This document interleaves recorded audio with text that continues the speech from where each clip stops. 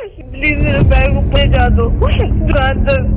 चलो गाड़ी घुमाओ, नीचे चलो, नीचे चलो, नीचे चलो।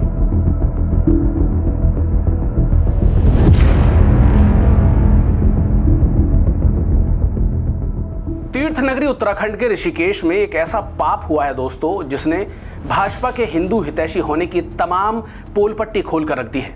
नमस्कार, आदाब दोस्तों, मेरा नाम शाकिर सैफी है और आप देख रहे हैं द हिंदुस्तान पोस्ट। खुद को संस्कारी कहने वाली भारतीय जनता पार्टी के पूर्व राज्य मंत्री के बेटे पुलकित आर्या पर इल्जाम लगा है कि उसने अपने ही रिजॉर्ट में काम करने वाली रिसेप्शनिस्ट अंकिता भंडारी का एक बिगड़ैल ग्राहक के सामने एक्स्ट्रा सर्विसेज देने के नाम पर सौदा कर दिया। जब पौड़ी गढ़वाल की रहने वाली 19 साल की अंकिता ने देह व्यापार का यह घिनौना काम करने से इनकार किया तो उसे कई दिन तक रिजॉर्ट में बंधक बनाकर उसके साथ मारपीट की गई।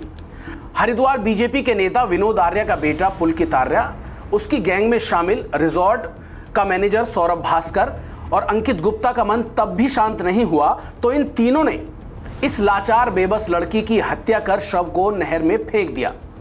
सौरभ और अंकित ही पुलकित के साथ मिलकर रिजॉर्ट के अंदर ये गलत काम किया करते थे।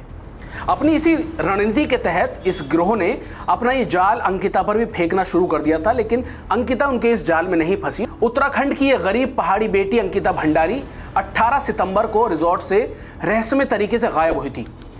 पुलिस ने चौथे दिन यानी 21 सितंबर को एफआईआर दर्ज की। पुलिस की तरफ से 4 दिन तक मामले को दबाने की भयंकर कोशिश की गई। पुलिस पर आरोप लगाया गया है कि शिकायत लिखवाने गए अंकिता के पिता को पुलिस ने दुत्कार कर डांट कर थाने से भगा दिया था। क्योंकि शिकायत बीजेपी के बड़े नेता के बेटे के खिलाफ थी तो इस केस में भयंकर लापरवाही होनी तो तय थी। वहीं अंकिता ने इन दरिंदों की हरकतों का पूरा जो ब्यौरा था वो अपने एक दोस्त के साथ व्हाट्सएप चैट में भी शेयर किया था। यानी पूरी बात जो उसके साथ अंकिता के साथ रिजॉर्ट में बीत रही थी वो अपने दोस्त को ये सारी चीज़ें बता रही थी कि मेरे साथ ये लोग क्या क्या कैसे कैसे कर रहे हैं, क्या दबाव बना रहे हैं। इस व्हाट्सएप चैट से पता चला है कि उसे एक्स्ट्रा सर्विसेज के नाम पर 10,000 का लालच दिया जा रहा था। अब 6 दिन बाद अंकिता मर्डर केस का खुलासा करते हुए पुलिस ने बताया है कि रिजॉर्ट के मालिक पुलकित आर्या और उसके साथी अंकित गुप्ता और सौरभ, इन तीनों ने ही मिलकर अंकिता भंडारी का कत्ल किया था और उसकी लाश को नहर में बहा दिया था। अब इन तीनों आरोपियों को पुलिस ने गिरफ्तार तो कर लिया है। उधर अंकिता की मौत से लोगों में भारी गुस्सा है। शुक्रवार को हत्या के विरोध में महिलाओं ने जमकर विरोध प्रदर्शन किया और हत्यारों को जिस गाड़ी में ले जाया जा रहा था उसको भी घेर लिया और पुलिस की कार के शीशे तक तोड़ डाले। आप तस्वीरें देखिए किस तरीके से लोगों में गुस्सा है। लोग घेर के खड़े हैं उस गाड़ी को जिसमें इन तीनों हत्यारों को लेकर जाया जा रहा है। शीशे टूटे हुए आप साफ देख सकते हैं। ये लोग पुलिस से इन हत्यारों को अपने हवाले किए जाने की मांग कर रहे थे ताकि जो ये हत्यारे हैं इनके साथ वही किया जा सके जो उन्होंने अंकिता भंडारी के साथ किया।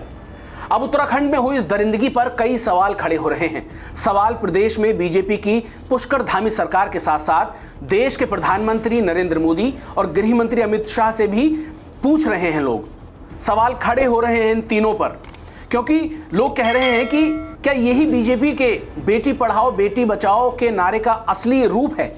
और लाल किले से महिला सम्मान पर भाषण देने वाले मोदी जी अपने हत्यारे नेताओं के महिलाओं के खिलाफ इस जघन्य अपराध पर क्या कहेंगे? क्या वो अब बोलेंगे कुछ? लगातार सोशल मीडिया पर बीजेपी की थूथू हो रही है, उत्तराखंड सरकार की थूथू हो रही है, उत्तराखंड पुलिस की थूथू हो रही है। जिस तरीके से इस पूरे मामले में 6 दिन तक लापरवाही की गई, अगर ये लापरवाही ना होती और समय रहते अगर पुलिस की तरफ से एक्शन ले लिया गया होता तो शायद अंकिता भंडारी आज हमारे बीच होती, उसको छुड़ाया जा सकता था। लेकिन पुलिस ने इतनी भयंकर लापरवाही की 6 दिन तक के रिजल्ट आपके सामने है। अब आप दर्शक भी इस पूरी खबर पर क्या राय रखते हैं आप हमें कमेंट कर जरूर बताइए और हमारे चैनल द हिंदुस्तान पोस्ट को सब्सक्राइब और फॉलो करना ना भूलें और अपना ख्याल रखिए।